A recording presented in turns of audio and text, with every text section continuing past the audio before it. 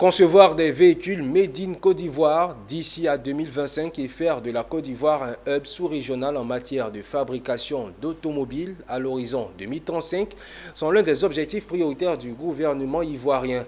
À cet effet, il a adopté en Conseil des ministres le 20 décembre 2023 un document de politique nationale déterminant les mesures à mettre en œuvre pour réaliser le potentiel de la Côte d'Ivoire en matière d'industrie automobile. Pour ce faire, une séance de travail se tient du 2 au 4 juillet 2024 avec les acteurs clés du secteur. Les détails avec Amiko Robara. Faire de la Côte d'Ivoire un hub sous-régional dans la fabrication d'automobiles à l'horizon 2035 et avoir ses propres véhicules made in Côte d'Ivoire dès 2025, ce sont les ambitions affichées par le gouvernement ivoirien. À travers cet atelier de lancement du PACI, programme automobile de la Côte d'Ivoire, qui se tient du 2 au 4 juin 2024 à Abidjan, les acteurs clés du secteur et le cabinet BM Analyst, cabinet chargé de l'assistance technique dans l'élaboration du programme, finalise la validation des informations sur la nouvelle politique automobile pour de potentiels investisseurs.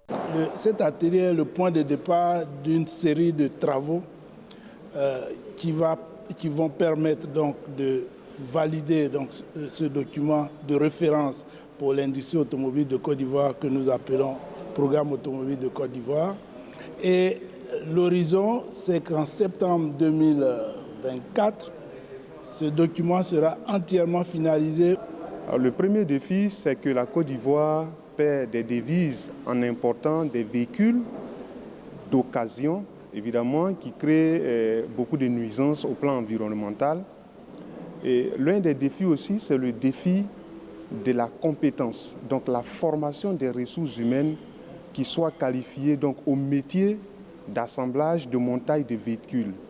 On a des ressources humaines qui sont qualifiées, compétentes dans bien des domaines, mais pour ce qui est du domaine donc, de l'assemblage et du montage automobile, nous pensons que nous devons faire encore des efforts. Et en ce qui nous concerne, nos transporteurs, sur le coût d'acquisition de ces véhicules, si ce programme-là se réalisait, cela allait avoir un impact sur le prix d'achat des véhicules. Pour rappel, la Côte d'Ivoire subit une perte annuelle de plus de 800 millions de dollars due à l'importation de véhicules d'occasion.